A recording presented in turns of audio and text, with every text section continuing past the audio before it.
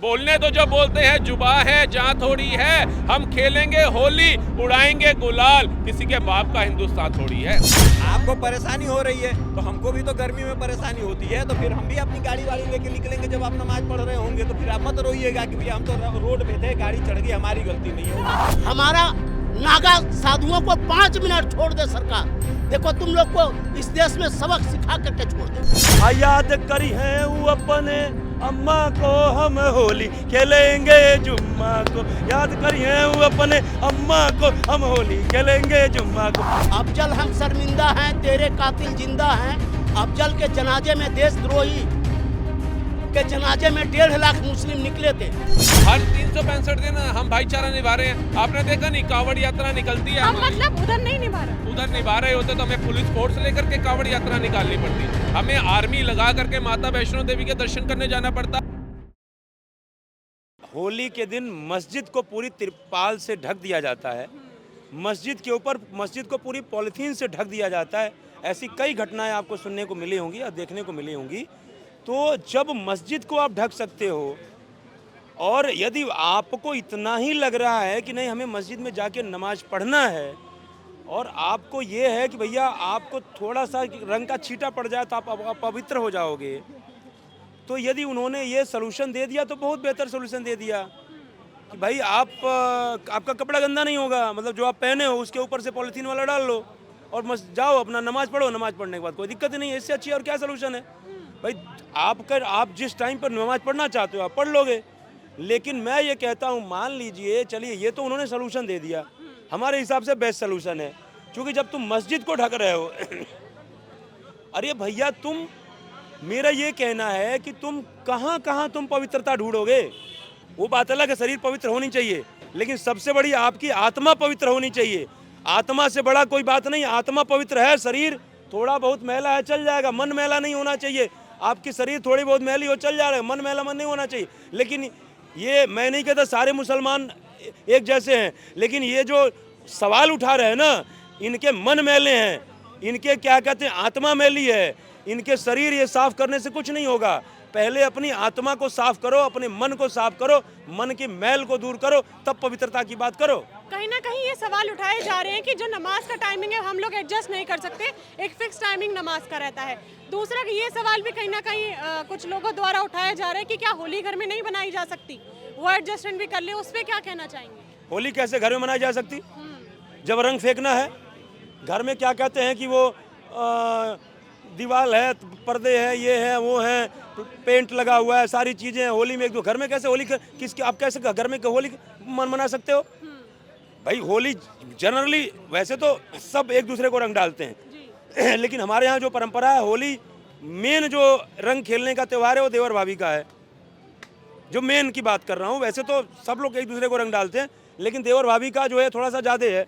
अब ये बताइए, कहने का मतलब ये है कि आप किसके घर में कुछ जाओगे, मान लीजिए तमाम बहू हैं, तमाम ये हैं भाई, जैसे मान लीजिए कुछ नई बहू आए हैं, उनको भैया होता है भाई उनसे नहीं कर, तो भाई जो घर से बाहर निकल सकते हैं उनको आप लगा सकते हो। किसी घर में आप कूद करके घुस करके रंग लगा दोगे? आप समझिए मेरी बात को। कोई नई बहू आई है, कोई क्या कर रहा है घर में, कैसे कर रहा है, आप ऐसे डायरेक्टली घर में घुस करके लगा दो? ये खाली ये बहुत ही बेतुका बयान है कि होली घर में मनाई जा सकती है।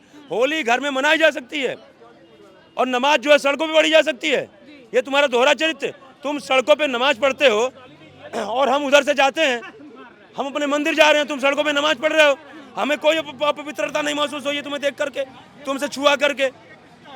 समझे मेरी बात को? और हम यदि क्या कहते हैं रंग खेल रहे हैं, हम ये कर रहे हैं, तो तुमको अपवित्रता महसूस हो रही है। ये एक ढोंग है, एक दोहरा चरित्र, ये खाली ढोंग है। और ये मैं आपको बताऊं, ये सारे मुसलमानों को दिक्कत नहीं है, ये मुस्लिम वोटों के जो ठेकेदार हैं ये दंगा कराना चाहते हैं, लेकिन दंगा होगा नहीं। एक बार 24 नवंबर को हो गया बलवा, वो चूंकि इन लोगों की प्री प्लान थी, प्री प्लानिंग को भांप नहीं पाए। प्रशासन की इसमें कोई गलती, प्रशासन भांप नहीं पाए, लेकिन प्रशासन को अब ये लग गया कि भैया कुछ भी हो सकता है। प्रशासन पूरी तरीके से मुस्तैद है। क्या प्रशासन ने, यदि प्रशासन क्या ये कह दे कि जिनको रंग से परहेज है वो भी बाहर आए और जिनको रंग से परहेज नहीं वो भी बाहर आए, हिंदू भी बाहर है, मुसलमान भी बाहर है, और उसके बाद दंगा हो जाए, बलवा हो जाए, और उसके बाद विपक्ष जाकर के कहे लॉ एंड ऑर्डर इनका फेल है, इनका सब कुछ फेल है। ये लोग पहले से क्यों नहीं कर पाए? जब बहराइच में जुलूस जा रहा था तब एक सवाल उठा रहे थे कि पहले से प्रशासन क्यों नहीं मुस्तैद थी, पहले से प्रशासन सदर क्यों नहीं थी? प्रशासन तुम्हारे मन में बैठी है। तुम कितने पत्थर अभी और रखे हो प्रशासन को पता है? 5 ट्राली तो निकला था, हो सकता है 15 ट्राली और तुम्हारे पास रखा हो।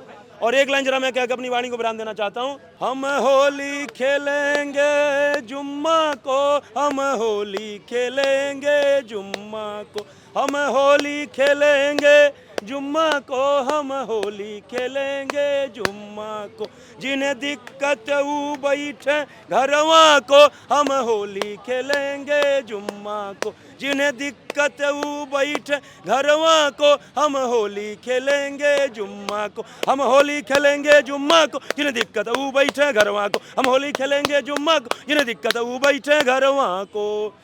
अन्नी करी जे घर से, राहुल भाई, निकरी जे घर से उत्पात मचाई, निकरी जे घर से उत्पात मचाई, खूब जमी के होई ओकर कुटाई, निकरी जे घर से उत्पात मचाई, खूब जम के होई ओकर कुटाई, निकरी जे घर से उत्पात मचाई, खूब जम के होई ओकर कुटाई। आ याद करी हैं वो अपने अम्मा को, हम होली खेलेंगे जुम्मा को, याद करिए वो अपने अम्मा को, हम होली खेलेंगे जुम्मा को, याद करिए वो अपने अम्मा को, हम होली खेलेंगे जुम्मा को। एक लाइन इम्पोर्टेंट लाइन है। और रही रही अखिलेश के पीर सताए कि रही रही अखिलेश के पीर सताए, काहे सियो फरमान सुनाए, रही रही अखिलेश के पीर सताए, काहे सियो फरमान सुनाए, रही रही अखिलेश के पीर सताए, काहे सियो फरमान सुनाए। अब मजा आवे देखी फटत कर जवा को, हम होली खेलेंगे जुम्मा को, मजा आवे देखी फटत कर जवा को, हम होली खेलेंगे जुम्मा को, मजा आवे देखी फटत कर जवा को, हम होली खेलेंगे जुम्मा को। देखिए, हर एक चीज हो तो समझ भी आए, हर चीज में ही एडजस्टमेंट चाहिए।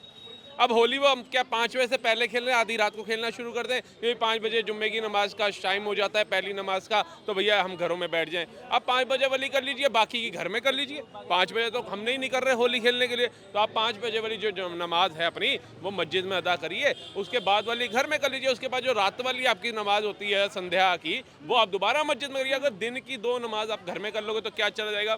365 दिन में से एक दिन भाईचारा आप लोग निभा लोगे तो क्या चला जाएगा?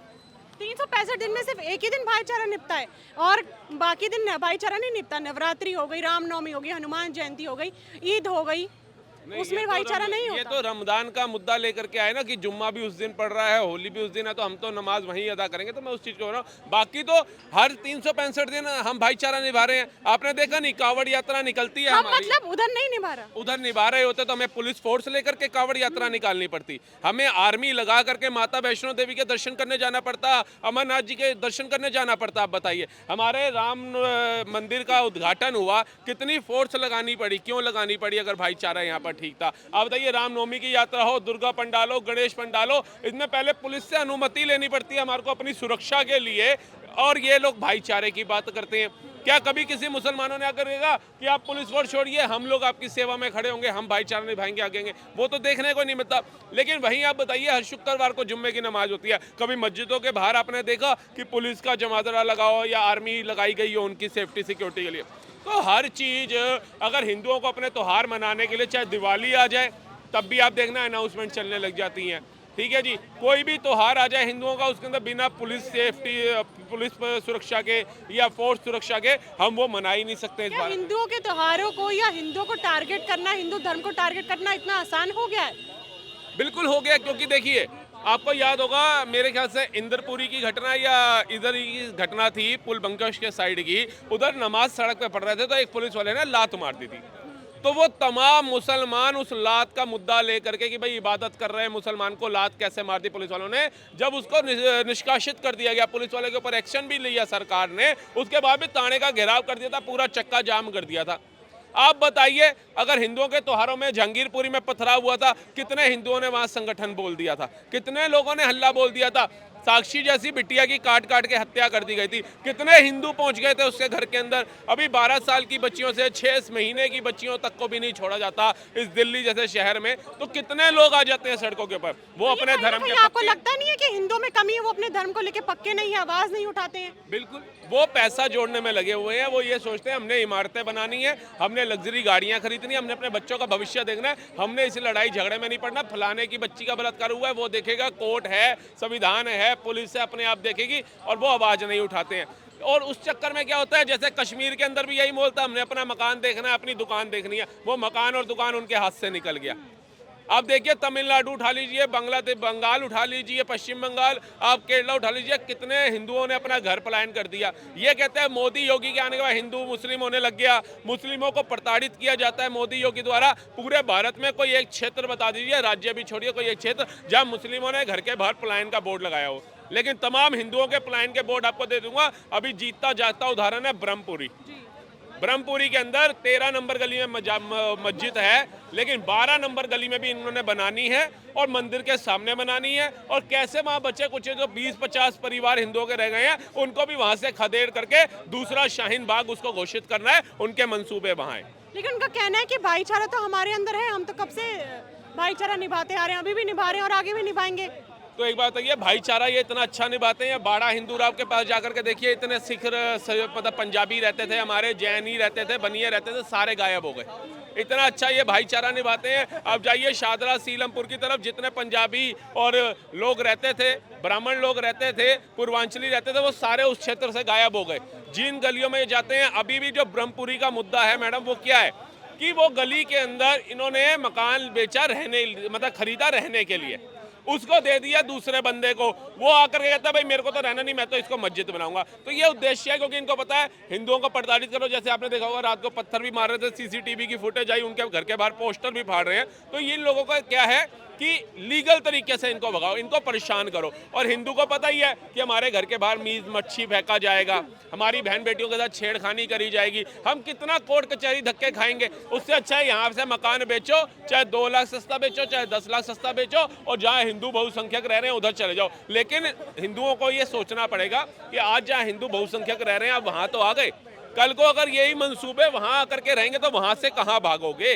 रघुराज सिंह जो हैं राज्य मंत्री हैं योगी सरकार में, उनका बयान आया, अगर किसी नमाजी को लगता है कि उनके वस्त्र या टोपी रंग लगने से, पानी पड़ने से गंदे हो सकते हैं, तो वो तरपाल को हिजाब पहन के निकले और जाके नमाज पढ़े। ना उनसे उनकी टोपी गंदी होगी उस तरीके से, और ना ही उनके वस्त्र जो है अपवित्र होंगे। तो गलत तो नहीं कहा, बरसात में भी तो हम रेनकोट पहन के जाते ही है ना कि हमारे कपड़े ना भीगे, तब तो हमारे को बड़ा अच्छा लगता है वो रेनकोट। और अगर आपको लगता है आपके लिए नमाज भी जरूरी है और आपका घर से बाहर निकलना भी जरूरी है, तो एज फॉर प्रिकॉशंस आप वो तिरपाल पहन करके चले जाइए, रेनकोट की तरह पहन लीजिए। हो सकता है जिस दिन जुम्मा उस दिन बारिश आ जाए, तब भी तो पहनोगे ना, उस दिन पहन के चले जाओ, भाईचारा भी बना रहेगा। लेकिन अगर आप ये बोलो भैया जी जुम्मे की नमाज तो होगी और यहाँ पर क्या कहते हैं होली नहीं खेलो हिंदू भाइयों घर रहो, तो हम भी कह देते हैं ऐसे मौलाना जो बयान देते हैं और जिसपे सेकुलर हिंदू चुप रहते हैं, उनके बोलने की आवश्यकता नहीं। हम भी कहते हैं बोलने दो, जुबा है जा थोड़ी है, बोलने दो, जुबा है जबा थोड़ी है।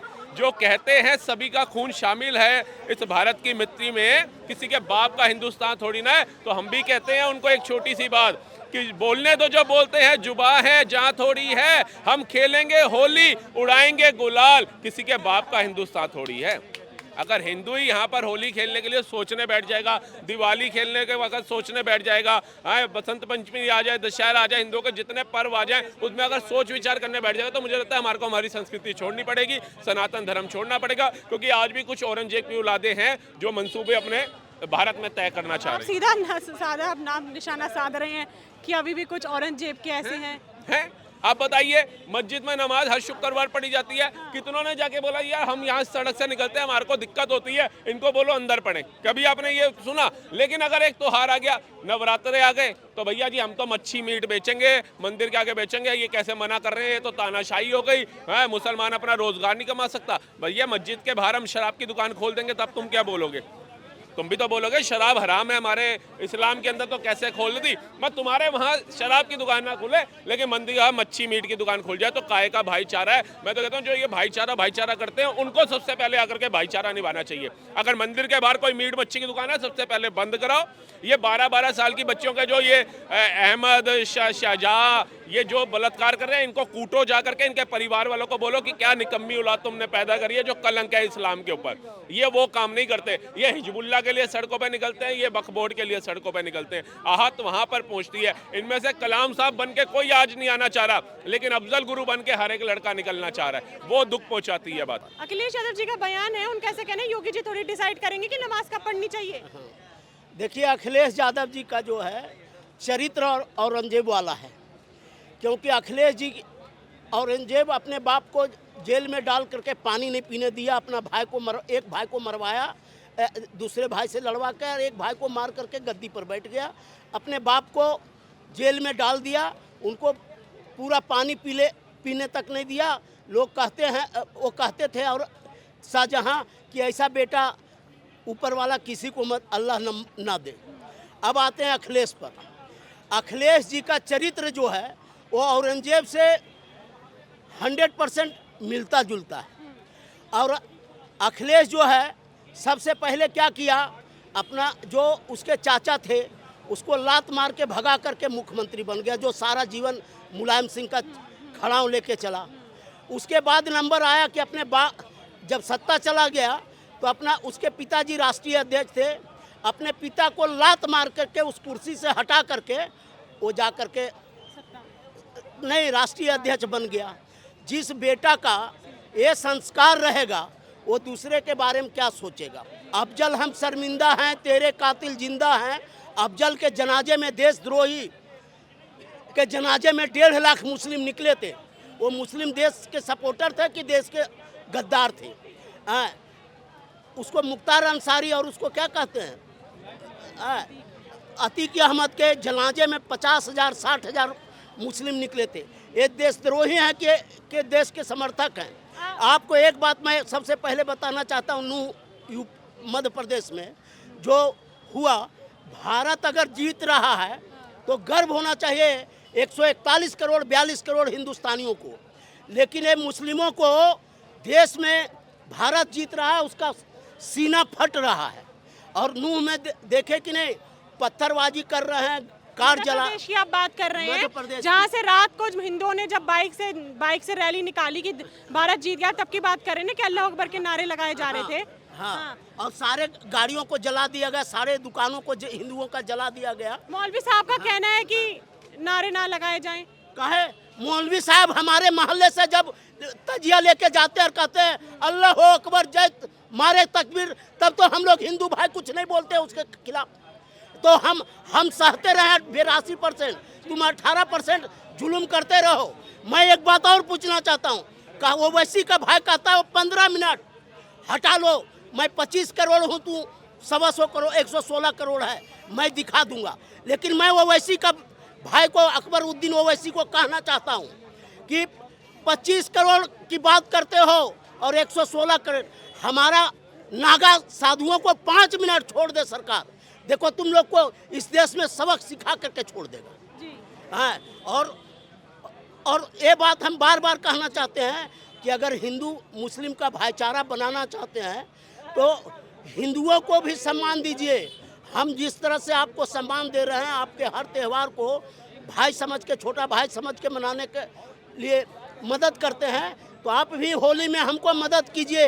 यही समय है आपका पहचान होने का कि आप कितने मेरे भाई हैं कि कितने पाकिस्तानी हैं। यूनिवर्सिटी में जैसे ये लोग कहते हैं कि हम नहीं अलीगढ़ मुस्लिम यूनिवर्सिटी में लोग कहते हैं कि नहीं हम होली नहीं मनाने देंगे। उसका बाप का राज है क्या? हमारे राजाओं ने उस जमीन को दिया है उसको, और उसके बाद हम ही को वहाँ होली नहीं मनाने देगा। वहाँ का प्रिंसिपल को हटाना चाहिए और तुरंत कार्रवाई भारत सरकार को क्या ये आइडिया अच्छा है रघुराज जी का कि अगर जो नमाजी नमाज पढ़ने जाएंगे और उनको ऐसा लगता है कि रंग डलने से, पानी गिरने से दिक्कत हो सकती है, तो वो तरपाल को हिजाब बना के पहन के निकल जाएं घर से बाहर और नमाज पढ़ के घर आ जाएं। ना कपड़े गंदे होंगे, ना टोपी पे रंग डलेगा। देखिए ऐसा है, प्रॉब्लम ये है ना कि अगर उनको लगता है तो आपको निकलना क्यों है? आप थोड़ा आराम कर लीजिए, क्या दिक्कत है इसमें? जैसे हम लोग हर जुम्मे के दिन रोड पे खड़े होकर मोटरसाइकिल में भरी दोपहरी में 20 मिनट वेट करते हैं ना, करते कि नहीं करते? तो वैसे आप भी होली खेलने का टाइम होता है, 2-3 घंटे लोग होली खेलते हैं, उसके बाद घर चले जाते हैं। तो वैसे आप भी कर लीजिए, नहीं तो हम भी करते हैं कि आपको परेशानी हो रही है तो हमको भी तो गर्मी में परेशानी होती है, तो फिर हम भी अपनी गाड़ी वाड़ी लेके निकलेंगे जब आप नमाज पढ़ रहे होंगे। तो फिर आप मत रोइएगा कि भैया हम तो रोड पे थे, गाड़ी चढ़ गई, हमारी गलती नहीं है। देश का माहौल कैसे खराब करना है इनसे बेहतर किसी को नहीं पता। हाँ, क्या बोलते हैं, छोटे कपड़े नहीं पहनना है, उसके सलमान खान घर में पूजा करते हैं, उसके अगेंस्ट में फतवा नहीं जारी करेंगे। मगर कोई कुछ अगर इंडिया के लिए अच्छा कर रहा है उसके लिए फतवा जारी कर देंगे। मोहम्मद सामी के लिए देख लीजिए कितने मौलाना लोग बोल दिया कि वो रमजान के दिन में वो जूस पी रहे हैं या जो पी रहे हैं, पानी जूस पी रहे हैं। यही चीज़ है मैम, सिंपल सी बात है, ये इन लोग का बस अब नहीं चलेगा। आज सही बात है ना, अब ये देखिए अलीगढ़ मुस्लिम यूनिवर्सिटी में आप बोलते थे कि हम होली नहीं खेलने देंगे, आज 18-20% है इन लोग और बोल रहे हैं कि होली नहीं खेलने देंगे। इन लोग 30-40% हो जाएंगे तो हमारा सीधा गला ही काट देंगे। आपने जैसे अभी एक बात बोली कि लोग भारत का माहौल खराब करते हैं, लेकिन दूसरी तरफ वो कह देते हैं कि हम भाईचारे की बात करते हैं, एकता की बात करते हैं, कैसे खराब हो जाएगा? भाईचारा और एकता तब कहाँ था जब आपने कश्मीरी पंडित का संहार किया था। यही संभल के जो सीईओ का भी जो बयान आया वहाँ पे क्या बोला गया था, पहले क्या था 2 महीने तक संभल जल रहा था 1976 या क्या 74 में 2 महीने तक जल रहा था। और यही क्या बोलते हैं मुजफ्फरनगर दंगे में जब वो भी दो महीने तक जल रहा। सिंपल सी बात है, तब आपका भाईचारा कहाँ चला जाता है? तब भाईचारा नहीं आपको याद आता है। सिंपल सी बात है कि इन लोग को बस, मैंने जैसे बोला आपको माहौल ख़राब करना है, इन लोग को बस माहौल ही ख़राब करना है। नहीं तो मैम एक आपका कैसा ये धर्म है कि एक रंग से आप घबरा जा रहे हैं? इस मुद्दे पे आपकी क्या राय है मुझे कमेंट बॉक्स में जरूर बताइएगा। अगली बार मैं फिर मिलूंगी आपसे, तब तक के लिए बने रहिए भैया जी गजब के साथ। मैं शशि शर्मा, कैमरा पर्सन प्रदीप के साथ। धन्यवाद।